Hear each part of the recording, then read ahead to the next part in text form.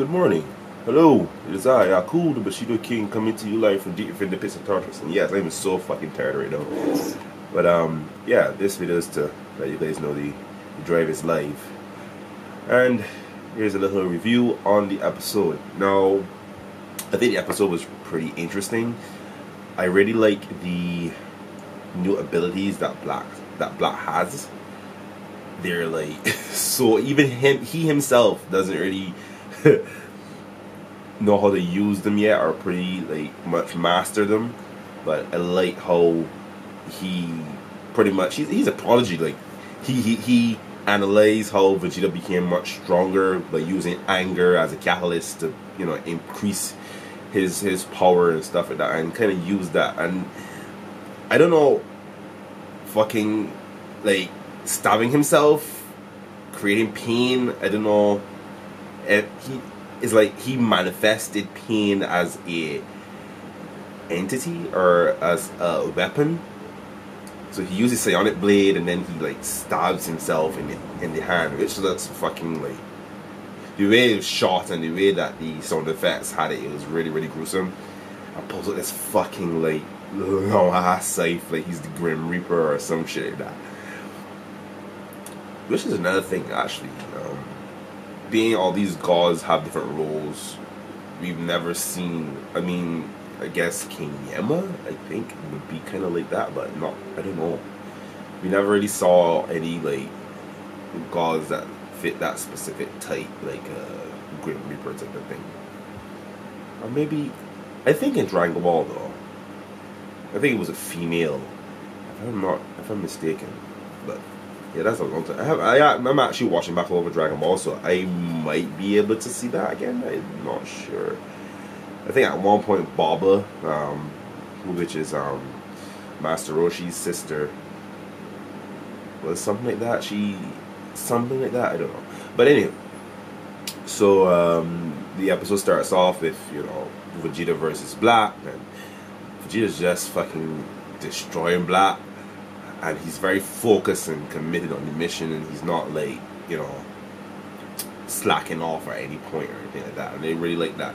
The part that had me cracking up is the part when like Black was on the ground, you know, talking to himself, being all like, "Oh, this is fucking amazing," you know, like talking and rambling himself. Because, you know, he's a very self-absorbed character. And then out of nowhere, boosh, big explosion, fuck him up. Like, yeah, Vegeta doesn't play alone. He's not like Goku that's gonna like get overconfident and want to, you know, fucks around. No, he gets straight to the point.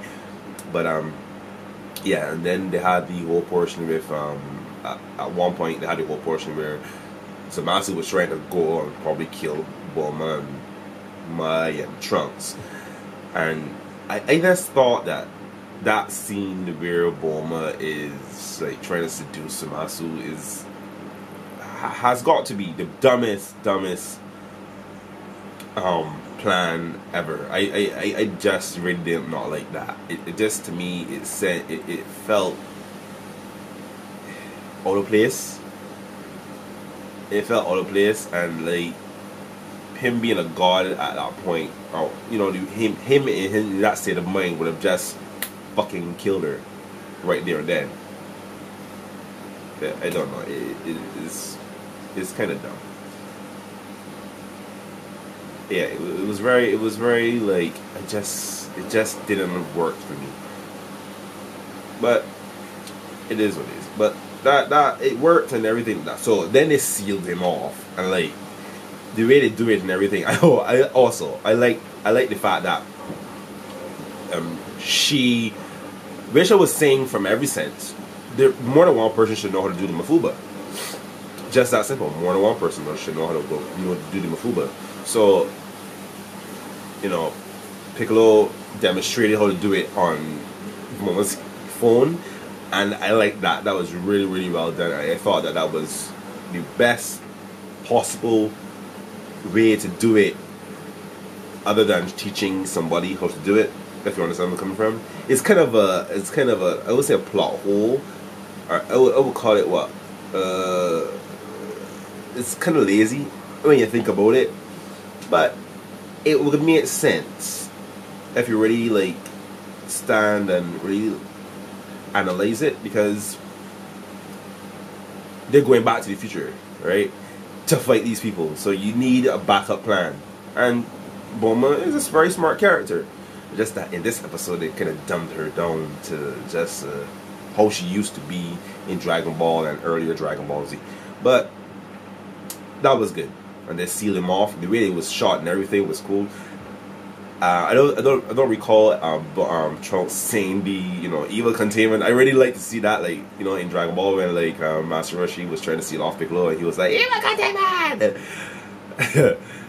I just like that shit. I don't know why, I just like that shit. But yeah, the episode was good. I did not like I did not really like the whole them fighting all those copy black things.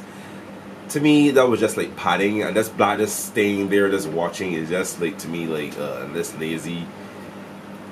I think that they probably could do something more creative with that, but I guess a lot of the parts or the segments in this episode was more like throwaway, so that they could build up to the god, the ultimate god, whatever Zamasu is right now, or Black Zoo or whatever, Black Zoo, but I do not really like that I do not really like the ultimate god transformation. To me, it looks the costume is cool, but it just looks like fucking Zamasu with fucking spiky hair. I do not like it. I think it's dumb.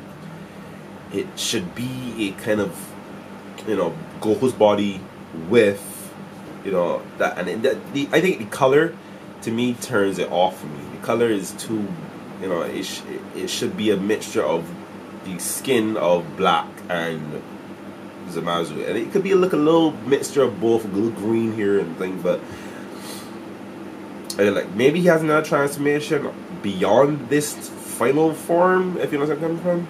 But I don't know if they're going to do that.